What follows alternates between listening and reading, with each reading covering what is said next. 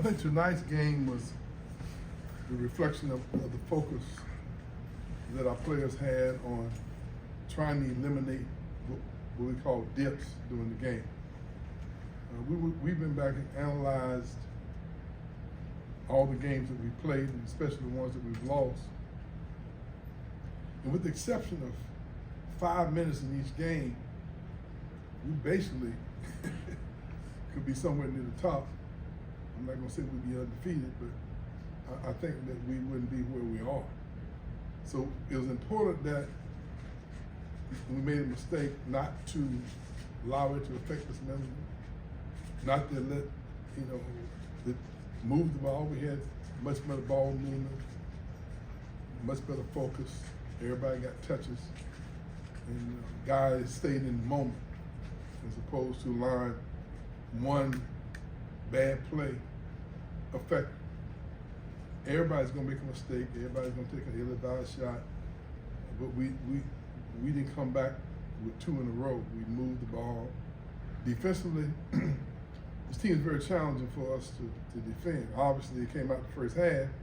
I didn't think they ever was gonna miss a jump shot, and but I thought we had made some adjustments at halftime, not necessarily from a technical standpoint, just with our effort and our focus. They made a tremendous effort to get the ball inside, which Post is one of the best players in our league. But I thought our guys did a pretty good job of just not letting him have his way in there. And we did a credible job. We didn't stop him, but we just it was challenging for him to be consistent. So we didn't have a defensive dip that we've had in some games. Hopefully we can take the positive things away from this game that we've done well, and we'll go back and look at that Clemson game to see whether or not we can find a way to not have any dips when we go to the arena this coming weekend. Chandler was put into a more prominent role tonight. Can you just talk about him handling it and how he was assertive throughout? What I think what has helped Chandler is not having to have the point guard responsibilities as much as we anticipated him handling when he first got here. He has the ability to score. He's a big, strong guy. You can't leave him open. He takes a contact and finishes around the basket, and he has a burst of speed that allows him to accelerate and move past people. And he's a much better athlete than maybe you might would think. Whenever he's in a crowd, he seems though he's always comes away with the ball. So he's making much better decisions. I don't think he forced anything tonight. He definitely had an impact on the game. Coach, talk about that last 2 minutes and 30 seconds in terms of your defense. It just seemed like that was one of the best consistent defensive performance, if you could analyze it versus what you've seen all season. Well, we like to try to keep our hands on the passing, on the line between the man and the receiver.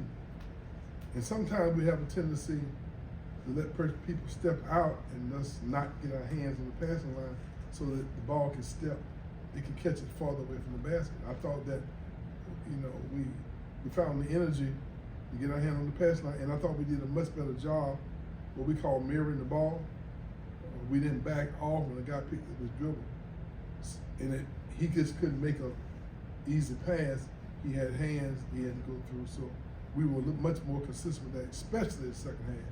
And I thought that pushed him out a little farther, and with us not playing behind the post, and then those times when he went into his scoring motion, I thought we what we call dig, we dug down in there and just made it a little uncomfortable, so they just didn't have the weight. But even with that type of effort, talented guys would find a way to score. Tonight they just couldn't get in a consistent rhythm of scoring because of our defense. And this team is very challenging to prepare for because they're such good perimeter shooters, and which means that when you have to contest shots that far out, that opens up the middle for guys to be really isolated in the post.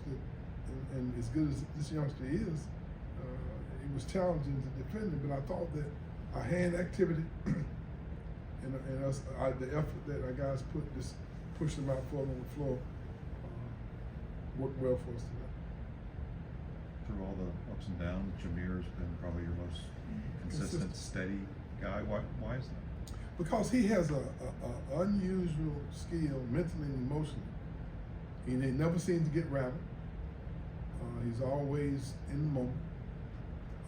And in the game of basketball, there's not very many people that can create shots for themselves and teammates when they're physically bumped.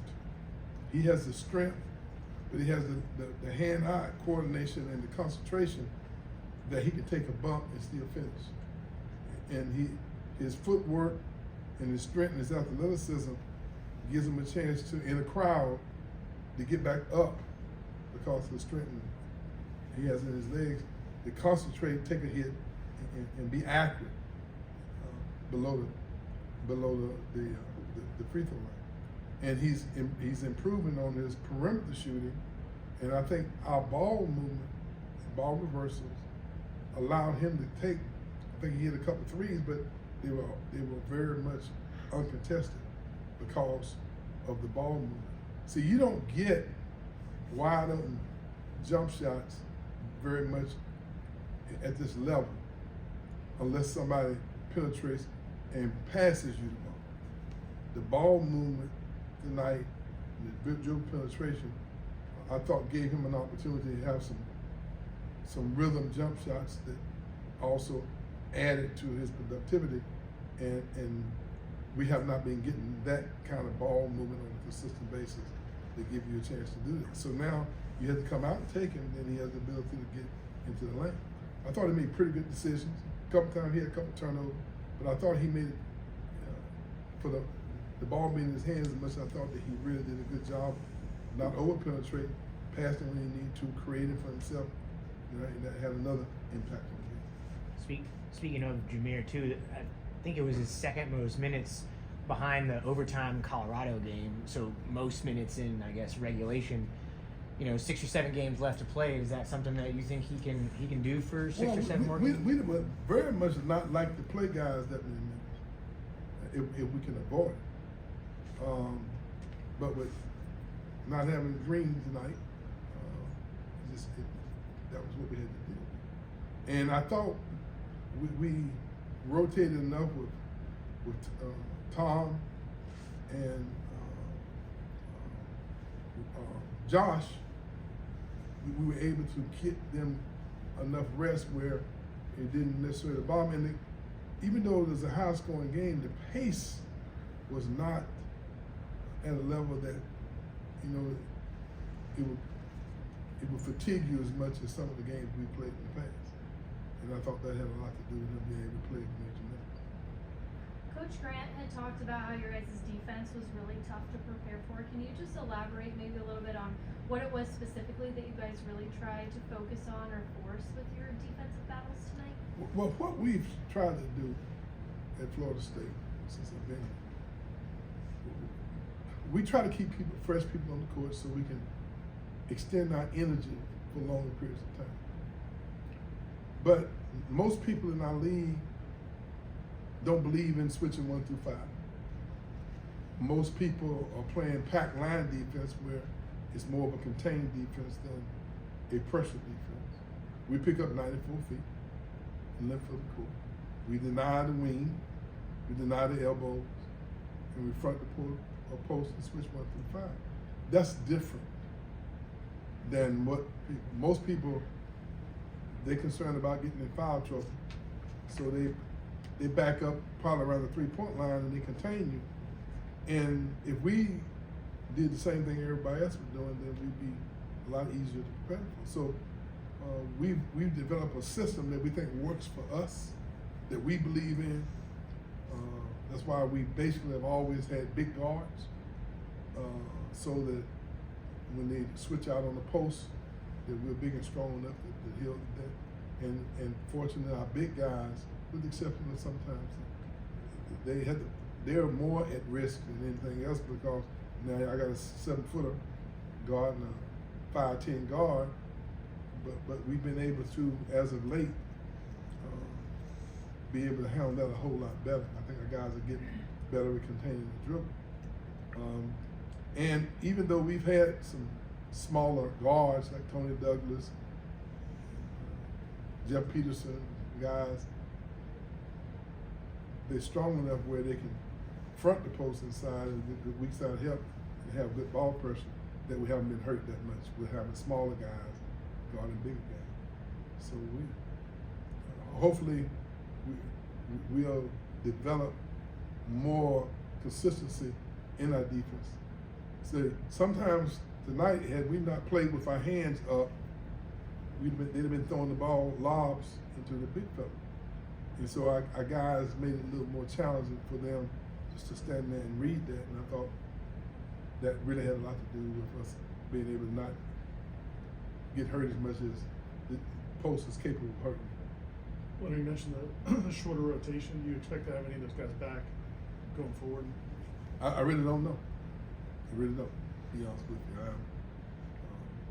Hopefully so, but I don't think it's anything serious, but, you know, you have to let nature take its course.